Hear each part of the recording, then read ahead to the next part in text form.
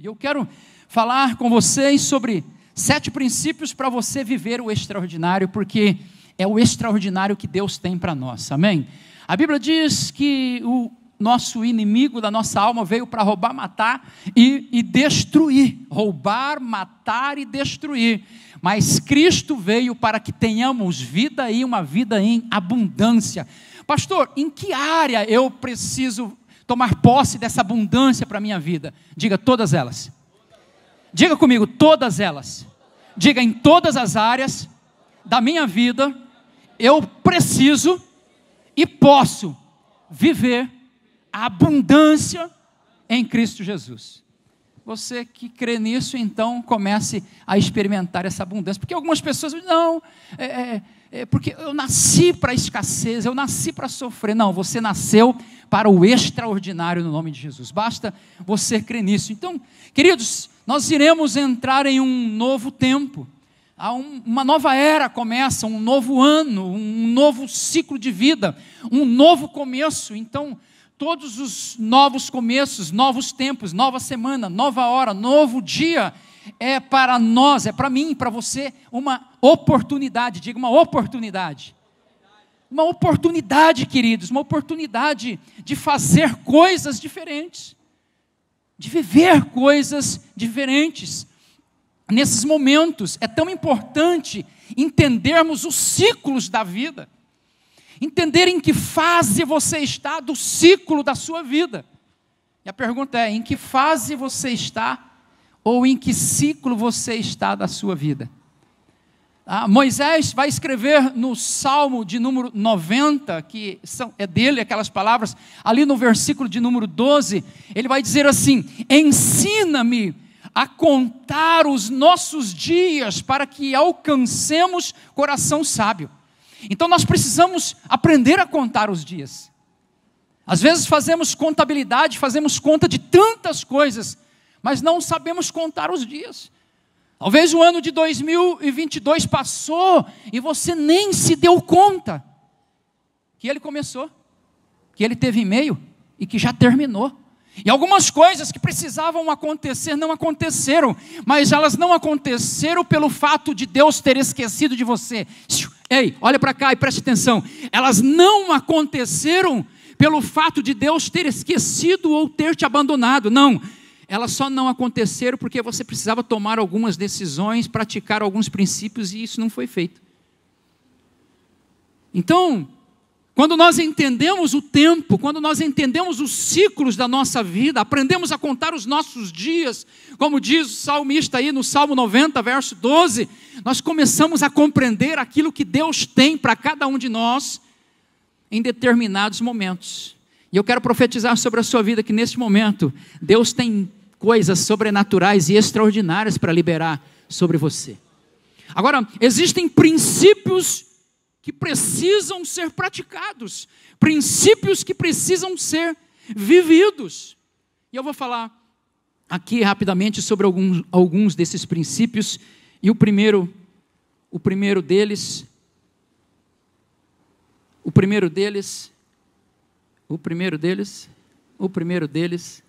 aprofunde o seu relacionamento com Deus. Você não pode começar mais um ano vivendo com Deus essa superficialidade. Meu Deus, quase falei mistérios agora.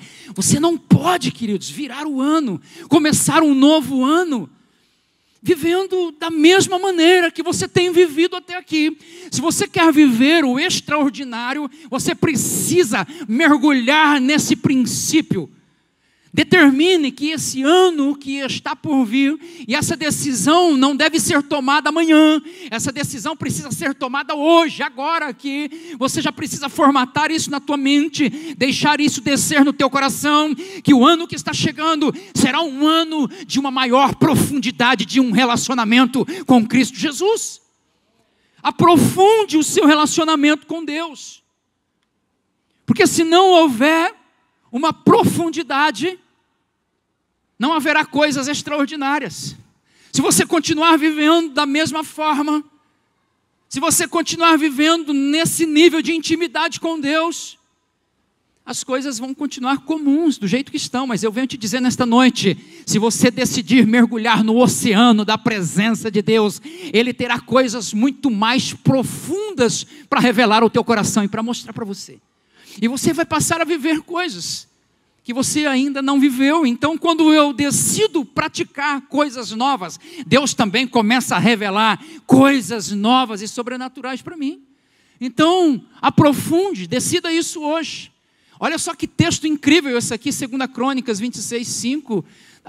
Propôs-se buscar a Deus nos dias de Zacarias. Aqui nós estamos falando de um rei chamado Uzias, que se propôs em um determinado momento buscar a Deus nos dias de Zacarias, que era sábio nas visões de Deus. Nos dias em que buscou ao Senhor, Deus o fez prosperar. Como assim, pastor? Sabe o que esse texto está me dizendo? Que a minha decisão, a minha proposta do coração de decidir buscar a Deus está diretamente relacionada com a minha prosperidade. Pastor, mas eu já busco a Deus tanto tempo e não prospero. De repente, alguns outros princípios que estão sendo violados.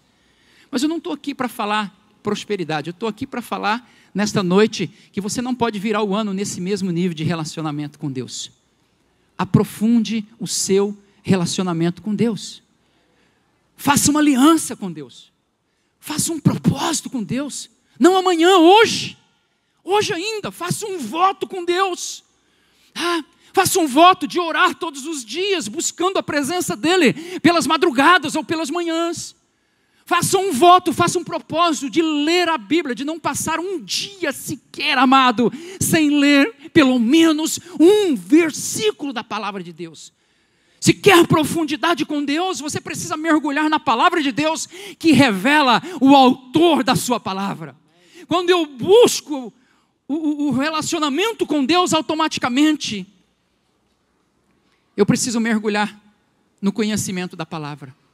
Então, hoje é o dia, este é o momento, esta é a hora de você entender que é tempo de uma evolução, de uma palavra legal que falam hoje por aí, uma disrupção, sabe? É sair da casca e viver aquilo que Deus tem para você. Mas depende de Deus? Não. Depende de quem então? Diga bem alto, diga só de mim. Mais forte, só de mim. Mais forte, só de mim. Então por que você não faz? Não depende das pessoas, não depende do pastor, não depende de outros. Só depende de você. Olha o que diz Isaías 55:6. Buscai o Senhor enquanto se pode achar. Invocai-o enquanto Ele está perto. Sabe o que o texto de Isaías está dizendo? Haverá um tempo que as pessoas vão buscar e não mais encontrarão o Senhor, tampouco a sua palavra. Aproveite esse tempo de buscar a Deus. Aproveite este momento em que Deus está disponível. Diga, Senhor Jesus, se o Senhor está disponível, eu decido a partir de hoje mergulhar na sua presença. Eu digo para você, Ele está totalmente disponível. Busca o Senhor. Tiago capítulo 4, verso 8 diz: chegai-vos a Deus e Ele se achegará a vós outros. Olha que texto. Jeremias 29:13 diz: buscar-me-eis e me achareis quando me buscardes de todo o vosso coração, e sereis achado de vós, diz o Senhor, e farei mudar a vossa sorte. Todos os 3 textos que eu estou trazendo para vocês estão diretamente relacionados a uma busca do homem para Deus e não de Deus para o homem. Então o nível de relacionamento que você terá com Deus não depende mais de Deus, depende tão somente de você. Diga, depende de mim. Então, aprofunde o seu relacionamento. É um tempo de viver um novo nível. Um novo nível. A Bíblia diz que Jesus se manifestou às multidões, mas a Bíblia diz que na sua ascensão, aproximadamente 500 pessoas estavam ali, viram ele sendo assunto aos céus, meu querido amigo, companheiro, pescador. 500 pessoas, João Felipe, viram ele ali aproximadamente, mas a Bíblia diz que ele disse assim quando foi subir: vão para Jerusalém e fiquem lá até que do alto sejais revestidos de poder. Mas nesse momento em que o Espírito Santo desce, Só 120 pessoas estavam lá esperando. Onde estavam o restante? Os outros 380, é isso, né? Ficaram perdidos pelo meio do caminho. Desses 120, amados, desses 120 que estavam ali presentes no dia de Pentecostes, 70 deles foram enviados como discípulos de 2 em 2. Desses 70, 12 foram chamados. Desses 12 que foram chamados apóstolos, 3 eram amigos mais íntimos do Senhor, Pedro, Tiago e João. Quando ele foi subir para o monte da transfiguração, a Bíblia diz que ele não convidou a todos, mas convidou 3 que eram mais chegados. Quando no Getsemane ele quis abrir o coração dele, dizendo: a minha alma está profundamente triste até a morte, não falou para todo mundo, ele falou para Pedro, Tiago e João, porque tinha um nível mais profundo de relacionamento. Mas desses 3, queridos, tinha um que aprofundou de tal maneira o seu relacionamento com o mestre, que a Bíblia diz que ele reclinava a cabeça no peito de Jesus. Quando os outros queriam saber as coisas, perguntava para ele. O nome dele era João. Quando ele vai escrever o evangelho de João, falando acerca dele mesmo, ele vai dizer assim: aquele discípulo a quem Jesus amava. Ele dizendo assim, ó, aquele discípulo a quem Jesus amava. Quer dizer, Jesus não amava os outros? Sim ou não? Jesus amava os outros? Sim ou não? Mas por que só João escreve que era amado por Jesus? Você não ouve os outros, não vê os outros dizendo que era os discípulos a quem Jesus amava. Por quê? Porque João decidiu mergulhar em um nível muito profundo de um relacionamento com Jesus, e ele se sentia amadérrimo, amadíssimo pelo Senhor Jesus Cristo. Como eu digo aqui, e alguns dizem por aí também, ele era o queridinho de Jesus. Agora a minha pergunta é: em que nível de relacionamento que você vive com Jesus? Esse nível vai determinar a maneira como você se sente em relação a Ele. Então, nessa noite, nesse culto, é o momento de uma virada de chave, uma virada na sua mentalidade, naquilo que você viveu até hoje. Não pode ser da mesma forma. Você precisa aprofundar o seu relacionamento com Jesus. Em segundo lugar, tenha uma definição clara do seu futuro. Defina o seu futuro. Defina o que você quer da vida. Olha só o que Paulo vai dizer aos Filipenses 3,13. Irmãos, quanto a mim, não julgo havê-lo alcançado, mas uma coisa faço, esquecendo-me das coisas, olha só, esquecendo-me das coisas que para trás ficaram.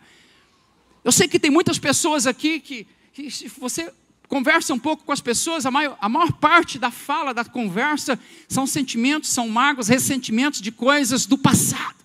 Pessoas travadas, pessoas paralisadas, pessoas que não rompem, pessoas que estão vivendo a mesmice, são pessoas que ficaram presas em situações, em palavras, em sentimentos, amado diácono Anderson, em coisas que aconteceram no passado. O que Paulo está dizendo: eu me esqueço das coisas que ficaram para trás, me esquecendo das coisas que já ficaram, eu avanço para as que estão diante de mim. E prossigo para o alvo, para o prêmio da soberana vocação de Deus em Cristo Jesus. Sabe o que ele estava dizendo? Eu tenho uma definição muito clara do meu futuro, e não é as coisas do meu passado que irão me paralisar. Tenho definição, eu tenho definições, eu tenho projetos, eu tenho sonhos em Deus, eu tenho coisas e não são as mazelas, as mágoas, os traumas, as feridas, não é isso que vai me paralisar, porque isso, como já foi dito aqui na abertura, já ficou no passado, já ficou para trás. Agora, nós precisamos ter uma definição exata do nosso futuro. Muitas pessoas não sabem exatamente onde querem ir. Se você não irá a nenhum lugar se não souber para onde está indo. Há uma fala de um pensador que diz que quem não sabe para onde vai, qualquer lugar serve. Então, defina os seus objetivos e onde você quer chegar de fato e de verdade. E convide Deus para estar junto com você nessa jornada. Diga glória a Deus por isso. Convide Deus para esses projetos, para essa jornada. Evite as distrações, porque elas te impedirão de alcançar seu propósito. Hoje o que mais rouba a realização de planos e projetos na vida de pessoas são as distrações. Diga comigo, distração. Diga mais forte, distração. Essa palavra não pode fazer parte do teu vocabulário, da tua vida, não pode. Sim, tem momentos de lazer, tem momentos, mas você precisa estar focado. Você precisa ter uma clareza do teu futuro. Hoje as pessoas vivem distraídas, as redes sociais roubam a maior parte do seu tempo, quando você poderia estar investindo esse tempo em conhecimento, em leitura, na busca de tantas coisas, mas não, fica preocupado que vai acontecer guerra, se não vai acontecer guerra, se vai, e o tempo passou. Distração. Então, Paulo vai dizer em Efésios 5, aprenda a remir o tempo. A palavra remir o tempo significa administrar o seu tempo de uma maneira segura e usá-lo de uma forma precisa e objetiva, com objetivos claros. Remir o tempo é saber administrar o seu tempo. E para fazer isso você precisa de disciplina. E ser disciplinado, amados, não é ser escravo, e sim senhor das minhas escolhas. Porque quando a gente fala de disciplina, logo mais a pessoa já pensa assim, mas essa pessoa é tão disciplinadinha, tem hora para comer, tem hora para levantar, tem hora para ir para fazer exercício, tem hora... aí o outro indisciplinado não tem hora para nada, não chega a lugar nenhum. Esse negócio de um excesso de liberdade, se não tiver disciplina, você não consegue chegar nos seus objetivos. Então, para 2023, trace um mapa daquilo que você deseja realizar, estabeleça uma meta, estabeleça prazos para isso, escreva uma lista de coisas novas que você fará a partir de hoje. Comece a anotar uma lista de coisas novas que você vai começar a fazer a partir de hoje. E coloque isso em prática, exercite a fé para alcançá-las no nome de Jesus. Vamos lá. Construa uma nova realidade com suas palavras. Olha que provérbio esse aqui, 18:20 diz, do fruto da boca o coração se farta, do que produzem os lábios se satisfaz. A morte e a vida estão no poder da língua, o que bem a utiliza, come do seu fruto. O que o escritor de provérbios está dizendo é que você é capaz de construir a sua realidade com as suas palavras. Você constrói, você traz à existência realidades com suas palavras. E aí você precisa administrar, essa pilha está fraca, construa uma nova realidade com suas palavras. Então você precisa administrar o seu linguajar. Você precisa administrar o que você fala. E a pergunta é, o que sai da sua boca na maior parte do seu tempo, na sua vida, no seu dia a dia? Então mude a sua linguagem, mude o seu palavreado, porque novos hábitos de palavras vão trazer à existência novas realidades. Muda o discurso.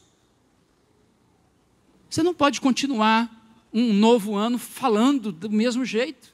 Recuse-se a liberar palavras de derrota, recuse-se a liberar palavras de desânimo, recuse-se a liberar palavras de maldição. Diga não para essas palavras. Recuse-se a isso.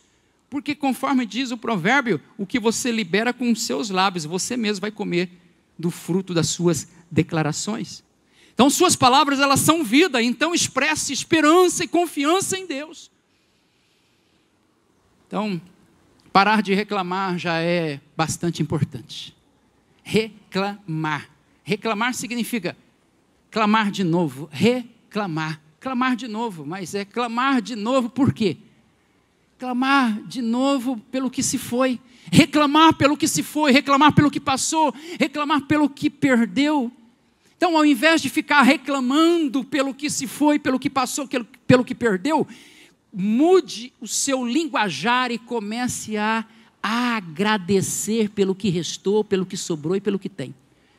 A gratidão, ela abre portas, a gratidão, ela transforma realidades. A gratidão, quem é grato no pouco, Deus sempre é fiel para colocá-lo no muito.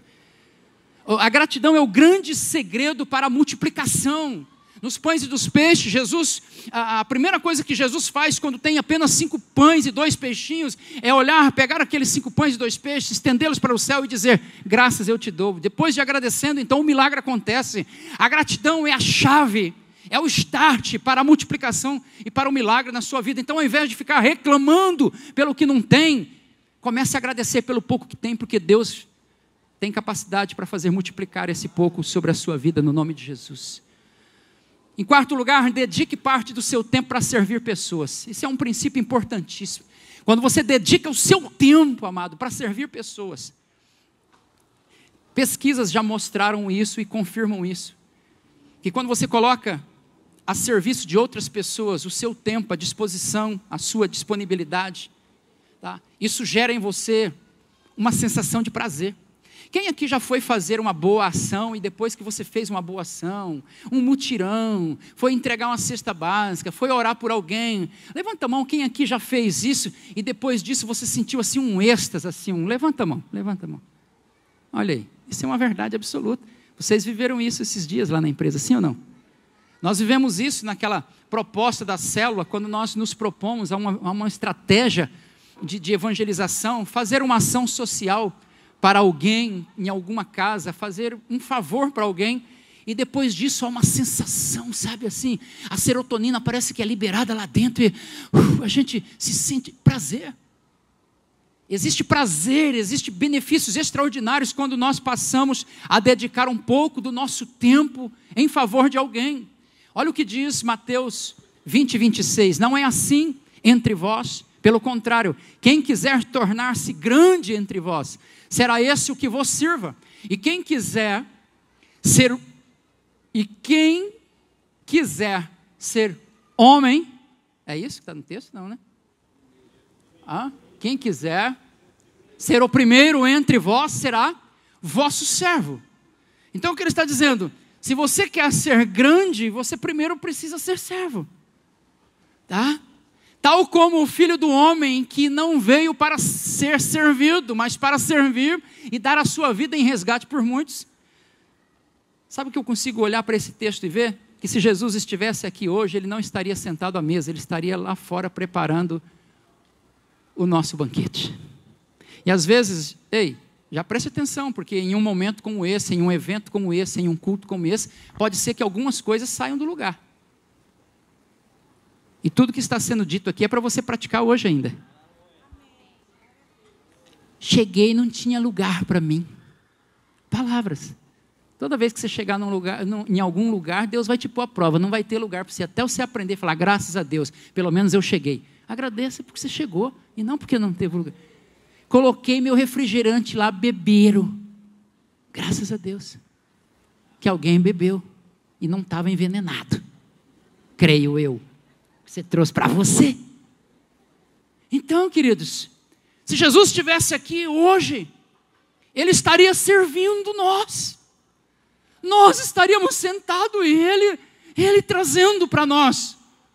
Agora, nós, tão infinitamente menor do que Ele, só nos sentimos bem quando estamos sendo servidos. Então, aprenda esse princípio, dedique parte do seu tempo para servir pessoas.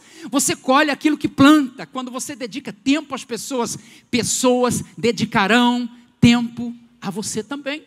E talvez será num momento muito mais difícil da sua vida, mas você plantou uma semente lá no passado. Seja em casa, seja na sua família, seja no trabalho, na igreja, na sociedade. Você precisa, durante agora este ano que vai começar daqui a pouco, ter esse princípio no seu coração. Eu preciso servir alguém.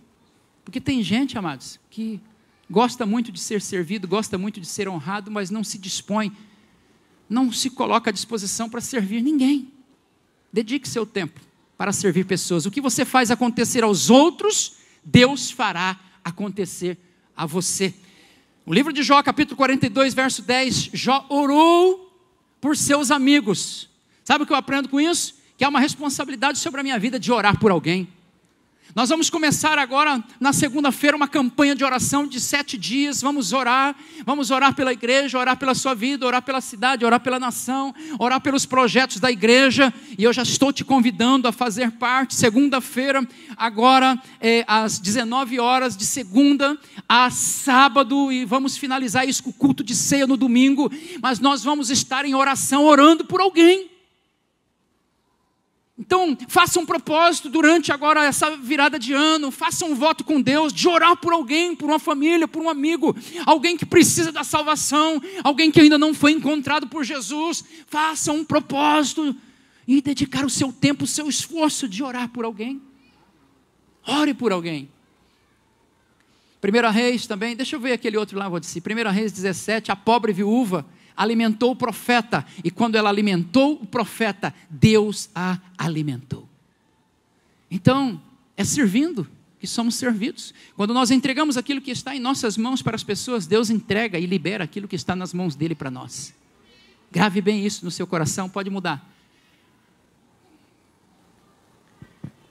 Quinto princípio, esteja disposto a aprender sempre. Provérbios 13:20 vai dizer: quem anda com os sábios será sábio, mas o companheiro do insensato se tornará mau. Ele está dizendo que existe um nível de aprendizado e uma maneira também. Quem anda com o tolo vai se tornar tolo, mas você precisa aprender a andar com gente boa. E eu te faço uma pergunta: com quem você tem andado? Essa pessoa que você tem andado gera influência em você para um relacionamento mais profundo com Deus? Ou essas pessoas que você anda, às vezes, querem te afastar de Deus? Quem anda com sábio se torna sábio. Mas nós precisamos estar prontos para aprender sempre. Porque nunca vamos conseguir aprender tudo. Não vamos saber tudo e sempre temos algo novo para aprender. Ainda que seja com a pessoa mais simples dessa terra, sempre temos algo para aprender. Mas existem algumas pessoas que são os sabe-tudos, né? Quando chega em uma roda, ela domina, são os dominantes, né? É o perfil, mas ei, dominante, ouve um pouquinho mais, porque você também precisa ser um aprendiz. As pessoas que estão na mesa também têm o direito de falar. Então, queridos, precisamos estar prontos para aprender. Planeje e faça investimentos para o seu crescimento. Há quanto tempo você não faz um curso? Há quanto tempo você não investe? Há quanto tempo você não lê um livro? Aleluia. Faça uma seleção de livros, hoje ainda, amanhã bem cedo, amanhã nós não teremos culto, tá? E não diga glória a Deus por isso. Mas não vai ter culto, porque o culto é hoje aqui, tá? Então não vamos ter culto amanhã, tá ok? Mas amanhã você vai ter tempo, selecione livros, selecione 12 livros, olha que dica essa aqui. Chega na sua casa, seleciona 12 livros e diga para você mesmo: durante este ano eu vou ler esses 12 livros, porque durante 40 anos eu nunca li um. E se você ler 12 livros durante esse ano, quando chegar no final do ano, você vai estar muito acima da média da grande maioria da massa da humanidade. Porque o povo não lê, não busca, não estuda, não pesquisa, não investe em conhecimento, não investe nelas mesmo. Então separe bons livros que você irá ler este ano. Escolha cursos que você irá fazer. Já começa o ano planejando, eu já te dou uma dica: faça um curso chamado Método CIS. Vai fazer esse curso. Faça esse curso, invista em você. Gasta 5 mil reais, 10 mil reais. Se não tem, dá um jeito, junta, mas encontra, faça. Se não fizer esse, faça outros, mas invista em você. Invista no seu conhecimento. Esteja sempre pronto para aprender. Descubra e desenvolva seus próprios talentos. Existem talentos em você que só precisam ser potencializados. Tem gente que tem uma capacidade extraordinária, de coisas extraordinárias, mas está adormecida. Mas eu venho nesta noite, em nome de Jesus, tacar o meu dedão ali no start e despertar você para uma nova era, para um novo tempo, no nome de Jesus. Você não vai chegar ao final de 2023 da mesma forma, não. A Bíblia diz que Jesus crescia na estatura, no conhecimento e na graça. Jesus crescia na estatura, no conhecimento e na graça. E tem gente que diz: tem mais nada para aprender com fulano, tem mais nada para aprender nesse lugar, tem mais nada para aprender aqui.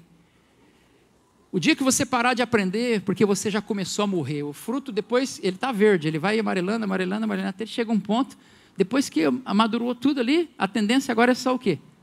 Estragar. Seja um eterno aprendiz e não seja um sabe-tudo. Sexto lugar, tenha clareza da sua verdadeira identidade. Isso aqui é fundamental, é de fundamental importância para a sua vida. João 1, 11, 12 vai dizer: veio para o que era seu, os seus não o receberam, mas a todos quantos o receberam, deu-lhes o poder de serem feitos filhos de Deus. Se eu te perguntar, quem é você agora? O que você irá me responder?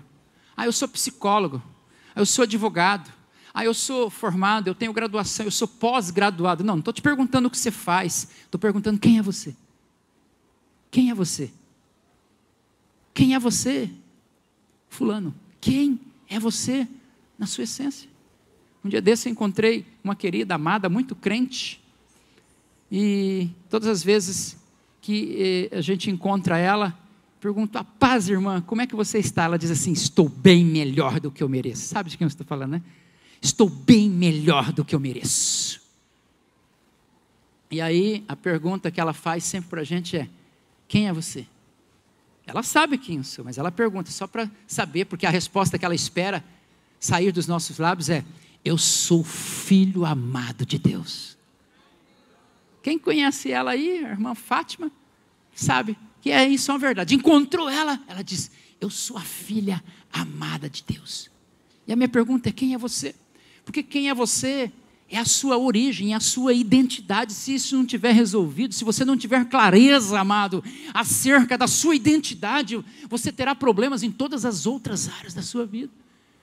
Então que você volte para casa hoje com essa pergunta de fato: quem sou eu? Quem é você? Então tenha clareza da sua verdadeira identidade. O que é clareza? É uma firme convicção de quem é você. Eu sou o que a Bíblia diz que eu sou, eu tenho o que a Bíblia... Isso a fala é do pastor Márcio Valadão.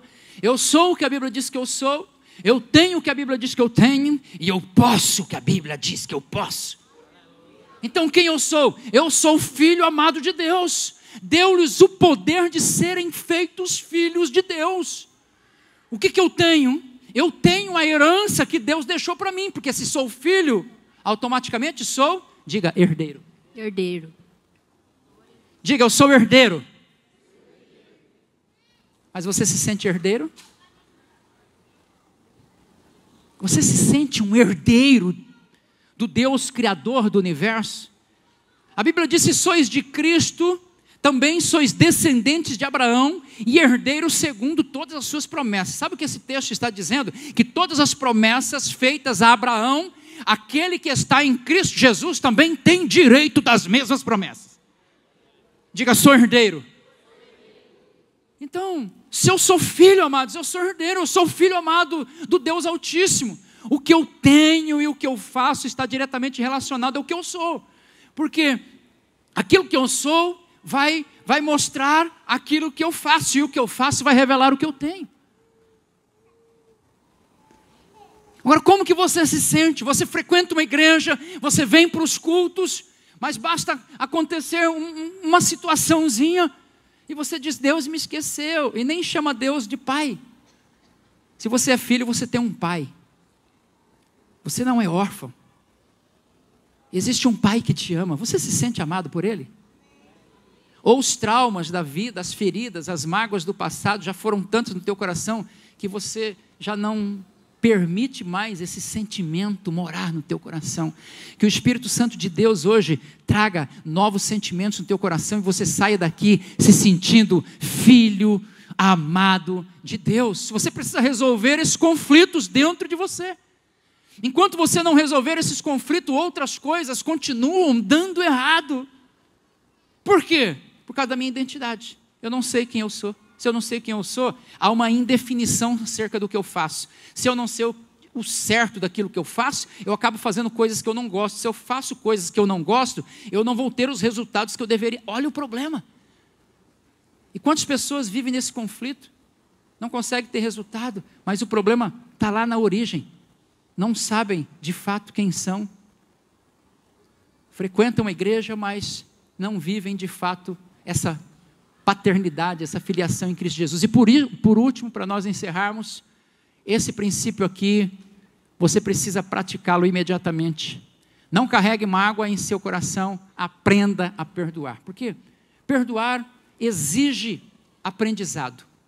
Perdoar exige esforço, exige dedicação.